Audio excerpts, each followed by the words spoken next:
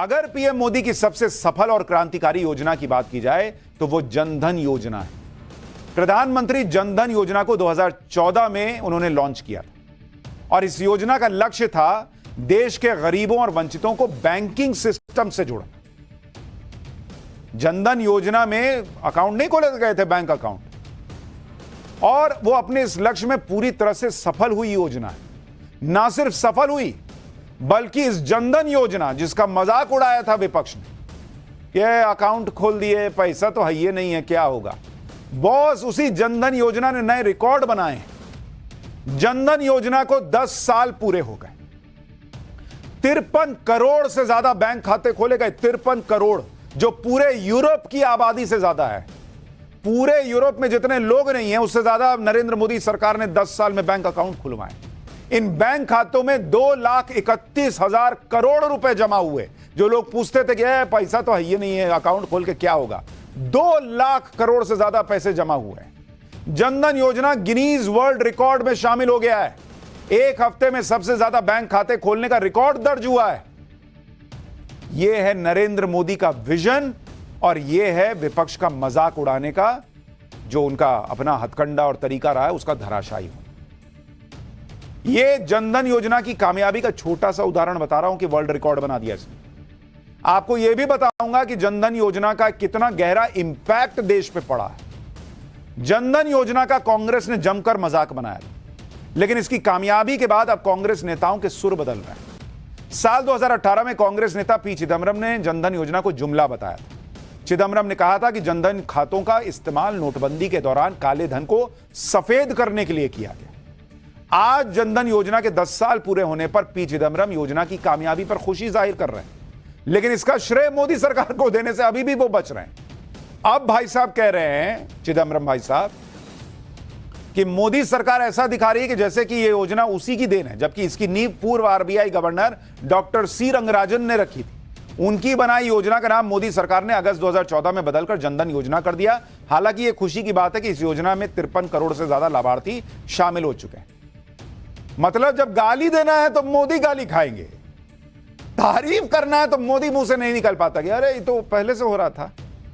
अरे जब पहले ही कर दिए थे, 60 साल राज करके कर ही दिए होते तो ये 53 करोड़ अकाउंट खोलने की जरूरत ही क्या पड़ती। इसी तरह से एक और कांग्रेस नेता है राज बब्बर, जो पीएम जनधन योजना की तारीफ कर चुके हैं। साल 2022 में जनधन योजना के 8 साल पूरे होने पर राज बब्बर ने इसकी तारीफ में सोशल मीडिया पर पोस्ट लिख दिया था कि पीएम जनधन योजना ने 8 साल पूरे कर लिए, लोगों तक पैसा और मदद सीधे बिना किसी दखल के पहुंचाए। यह क्रांति है। आधे से ज्यादा अकाउंट महिलाओं के हैं। ऐसी योजना आपका पैसा आपके हाथ के नाम पर मनमोहन सरकार में भी शुरू हुई थी, लेकिन मौजूदा सरकार ने उसे बेहतर तरीके से जमीन पर उतारा। पीएम मोदी ने देश के गरीबों और वंचितों के लिए जैम के कॉन्सेप्ट को आगे बढ़ाया। अब ये जेएम क्या है भाई? जेएम का मतलब है ये जो सड़क पे जाम लगता है वो वाला जाम नहीं है बॉस, ये है JAM। ये क्या जैम है? जो आप जैम खाते हैं वो भी जैम नहीं है। जे से है जनधन योजना, जिसके बारे में अभी मैं आपको बता रहा हूं कि लोगों के बैंक अकाउंट खुले। ए से क्या है भाई? ए से है आधार, कि लोगों को आधार से जोड़ा जाए।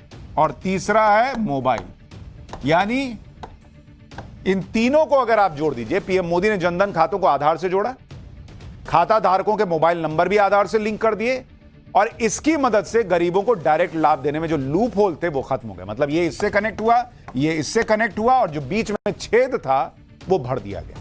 इसका नतीजा ये हुआ, जैम का असर क्या हुआ?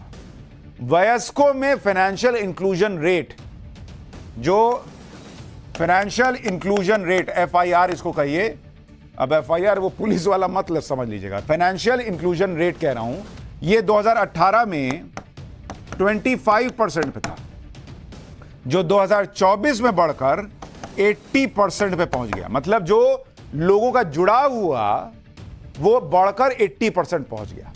देश भर में कितने वयस्कों के बैंकिंग और वित्तीय सेवाएं सीधे मिल रही है, फाइनेंशियल इंक्लूजन रेट से मापा जाता है। जैम की वजह से फाइनेंशियल इंक्लूजन रेट इतनी तेजी से बढ़ा नहीं तो 80% तक पहुंचने में 47 साल लगते।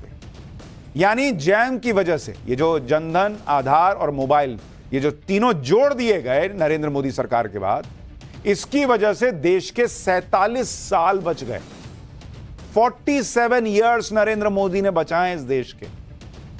आपको जैम के पूरे इंपैक्ट के बारे में भी बताऊंगा, लेकिन पहले बताता हूं कि जनधन योजना का असर कितने लार्ज स्केल पर हुआ है, कैसे देश के कोने कोने में गरीबों के बैंक खाते खोले गए और खास तौर पर महिलाओं को कैसे इसका लाभ मिला है। जनधन योजना के तहत अब तक 53 करोड़ से ज्यादा बैंक खाते खोले गए। इसमें से 57% यानी 57% 30 करोड़ बैंक खाते महिलाओं के, जो रूस की आबादी का 2 गुना है। जनधन योजना के 35 करोड़ लाभार्थी ग्रामीण और सेमी अर्बन इलाके के।